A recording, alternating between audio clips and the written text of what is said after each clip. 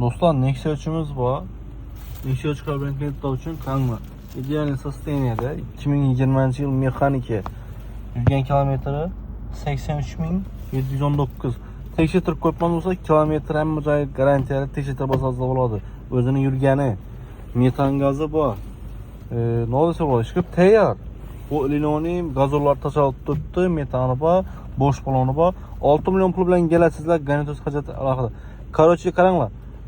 Minimalnida 13 million pul bilan kelasizlar, 13 million pul bilan hamma xarajat ichida. Bosinglar, 13 million pul bilan hamma ishni bitirib beramiz. Oldlar o'zi o'tgan nomer, somer, garov, parov hamma vaji ichida 13 million bersangizlar. Elektron где-то 3 million 3 million bizdan tushib boradi. Eng minimal hisoblangani uchun. Yani içeri köp başıyla albatta kamayadi. Pastonomet telefon yetib kelarasizlar. Oq rangda mashinamiz. Yine oq rangda bolalarni deymi? Hadi. Do'stlar, Nexia 3'imiz bor.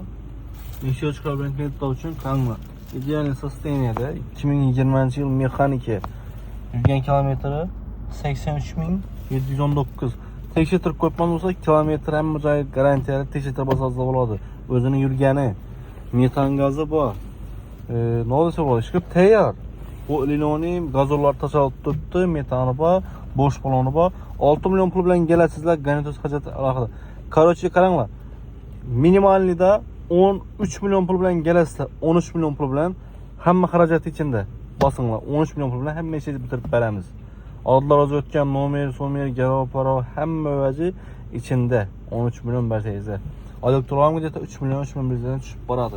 Eng minimal hisoblangani uchun. Yani içeri köp başıyla albatta kamayadi. Pastonomet telefon yetib kelarasizlar. Oq rangda mashinamiz. Yine oq rangda bolalarni deymi? Hadi.